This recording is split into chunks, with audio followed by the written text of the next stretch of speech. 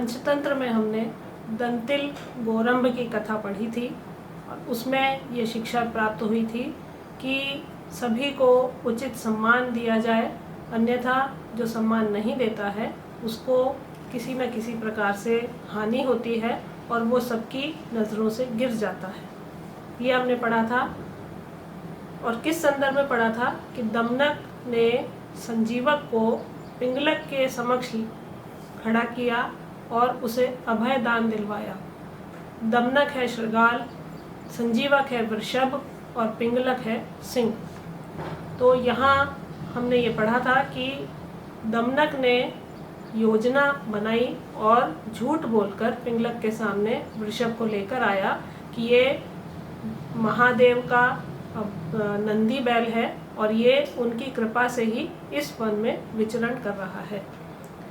इसके बाद में जब पिंगलक ने संजीवक को अभयदान दे दिया तब उससे पूछा कि आप यहाँ कैसे आ गए। तब संजीवक ने उसे सारी कथा सुनाई कि मैं अपने व्यापारी वर्धमान के साथ आया था, उनसे अलग हो गया और इस कारण इस जंगल में हूँ। उस कथा को सुनने के बाद में पिंगलक ने बहुत आदर के साथ उस संजीवक को कहा, उस बैल को कहा कि अब यहाँ पर आपको किसी भी प्रकार के भय की आवश्यकता नहीं है, बस आप हमेशा मेरे संरक्षण में रहिए, मेरे समीप रहिए, मुझसे अलग ना हो, क्योंकि ये जंगल है। आप तो तिनका और फल फूल खाने वाले जीव हैं, लेकिन यहाँ पर बहुत से हिंसक जानवर भी हैं, इसलिए आप हमेशा मेरे साथ ही रहिएगा। इसके बाद पिंगलक ने नदी में जाकर जल भी पिया और उसके बाद में उसने दमनक और करटक, जैसा वो चाहते थे कि उन्हें मंत्री पद मिल जाए, तो पिंगलक ने उन दोनों को मंत्री पद दे दिया और सारे राज्य का भार उनके ऊपर सौंप कर वो पिंगलक उस संजीवक के साथ में सुभाषित गोष्ठियाँ करने लगा। सुभाषित गोष्ठी का अर्थ है कि विचार सभा उसके साथ करने लगा, उसी के साथ रहने लगा, उसी से बातचीत करता रहता। और संजीवक जो था वो बुद्धिमान था। अनेक शास्त्रों को का अवगाहन करने से जैसे बुद्धि प्रगल्भ हो जाती है, उन्नत हो जाती है, उसी तरह से उस संजीवक ने पिंगलक को भी बहुत बुद्धिमान बना दिया। और इतना बुद्धिमान बना दिया कि जो पिंगलक था वो हिंसा भूल गया, अहिंसक हो गया, शिकार करना उसने छोड़ दिया। और इस कारण जो उसके सेवक थे, करटक और दमनक, जो किसी स्वार्थ के लिए उसके साथ रहते थे कि उन्हें भोजन मिल जाता था, तो अब वो दोनों भूखे रहने लगे, उन्हें शिकार नहीं मिलता था, भोजन नहीं मिलता था। और संजीवक और पिंगलक हमेशा मंत्रणा करते रहते थे और सभी से दूर बैठकर वो इस तरह की मंत्रणा किया करते थे। तो पिंगलक और संजीवक एक तरफ बैठकर चर्चाएं करते थे और पिंगलक ने हिंसा छोड़ दी थी, इस कारण उसके सेवक सभी भूखे रहने लगे थे। ये सोचकर दमनक और करटक बहुत चिंतित हुए कि अब हमारे भोजन की कैसे व्यवस्था होगी, लेकिन वो उसे छोड़कर भी नहीं जाना चाहते थे पिंगलक को। और क्यों, उसके लिए यहाँ पर श्लोक आया है, कालातिक्रमणं वृत्तेर्यो न कुर्वीत भूपतिः कदाचित्तं न मुंचति भर्त्सिता अपि सेवकाः। कालातिक्रमणं वृत्तेर्यो, वृत्ति के लिए, जीविका के लिए जो भूपति, जो स्वामी है या जो राजा है, वो कालातिक्रमणम न कुर्वीत, काल का अतिक्रमण नहीं करता या समय में देरी नहीं करता। तो जो राजा अपने सेवकों को वेतन देने में किसी भी प्रकार की देरी नहीं करता है, कदाचित्तम न मुंचन्ति, कभी भी उसे न मुंचन्ति नहीं छोड़ते हैं, भर्त्सिता अपि सेवकाः, जो भर्त्सना प्राप्त करने वाले, डांट फटकार सुनने वाले जो सेवक हैं, वो भी ऐसे स्वामी को नहीं छोड़ते हैं जो वेतन देने में किसी भी प्रकार की देरी नहीं करता है। तो इसीलिए इतने समय से करटक और दमनक अपमान सहने के बाद में भी पिंगलक के साथ में ही थे, क्योंकि वो उसे पिंगलक उनको भोजन भी प्रदान करता था और वेतन भी प्रदान करता था, इसलिए वो उसे नहीं छोड़ते थे। इसके बाद अगला श्लोक है, संप्राप्तो यो तिथि सायं सूर्योडो गृहमेधिनां पूजया तस्य देवत्वं प्रयान्ति गृहमेधिनः। संप्राप्तो यो अतिथि, यो अतिथि जो अतिथि को सूर्योडो सूर्य के अवसान के समय या सूर्यास्त काल में गृहमेधिनाम जो गृहस्थी अतिथि को प्राप्त करता है या सूर्यास्त काल में जिस गृहमेधिनाम गृहस्थी के घर में अतिथि आता है, पूजया तस्य देवत्वम उसकी पूजा मात्र से ही देवत्वम प्रयान्ति देव पद प्राप्त हो जाता है। किसे? गृहमेधिनः गृहस्थी को देव पद की प्राप्ति हो जाती है।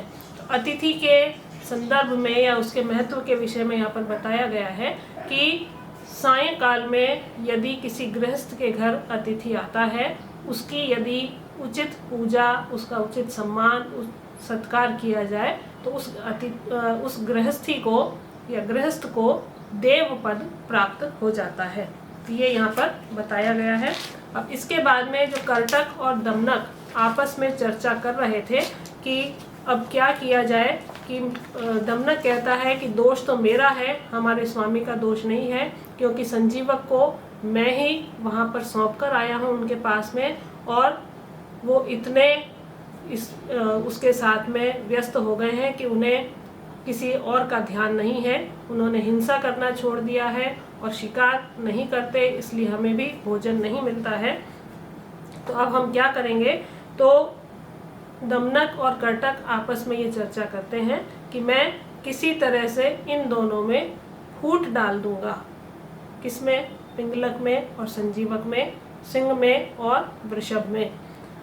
कर्टक कहता है लेकिन यदि तुम्हारे इस षड्यंत्र का पिंगलक को या संजीवक को पता चल गया तो तुम्हारा विनाश निश्चित हो जाएगा।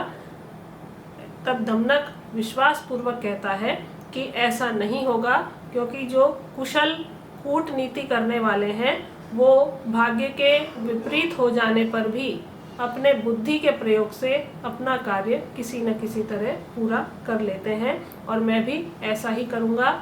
और उसके संबंध में यहाँ पर नीति वचन श्लोक आया है, उद्योगिनम पुरुष सिंहम उपैति लक्ष्मी दैवेन देयमिति का पुरुषा वदन्ति दैवम निहत्य कुरु पौरुष आत्मशक्त्या यत्ने कृते यदि न सिद्ध्यति को अत्र दोषः। तो यहाँ इस श्लोक में परिश्रम की महत्ता बताई गई है कि परिश्रम करने वाले को ही लक्ष्मी प्राप्त होती है। तो उद्योगिनम पुरुष सिंह मुपैति लक्ष्मी, जो पुरुष सिंह अर्थात जो साहसी व्यक्ति होता है उसी को लक्ष्मी प्राप्त होती है। साहसी कौन? जो उद्योग करने वाला है, परिश्रम करने वाला जो व्यक्ति है उसी को लक्ष्मी प्राप्त होती है। दैवेन देयम इति, दैवेन भाग्य से ही प्राप्त, देयम प्राप्त होगा, इति का पुरुषा वदन्ति, ऐसा तो का पुरुष अर्थात कायर पुरुष कहते हैं, जो परिश्रम नहीं करना चाहते हैं वो व्यक्ति कहते हैं कि भाग्य से ही प्राप्त होता है, परिश्रम से कुछ प्राप्त नहीं होता। दैवम निहत्य, और भाग्य को छोड़कर या भाग्य पर भरोसा छोड़ करके कुरु पौरुषम आत्मशक्त्या, व्यक्ति को अपनी शक्ति के अनुसार, आत्मशक्ति के अनुसार पौरुष करना चाहिए, पुरुषार्थ करना चाहिए या परिश्रम करना चाहिए।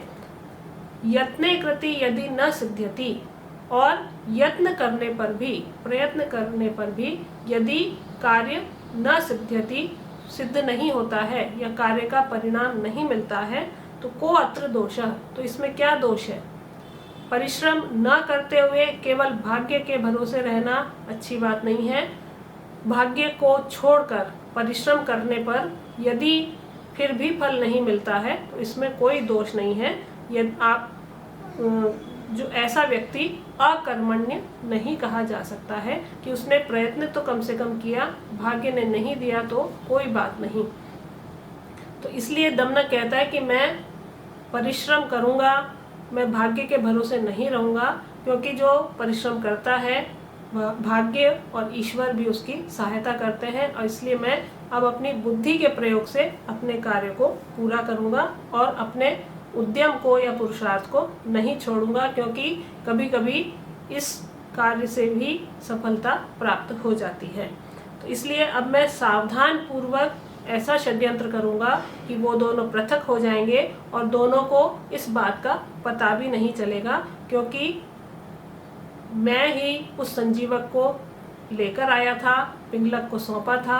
अब मुझे ही इस विपत्ति से या इस षड्यंत्र के द्वारा उन दोनों को पृथक करना है, जिससे उन्हें पता भी ना चले और हमारा कार्य भी सिद्ध हो जाए।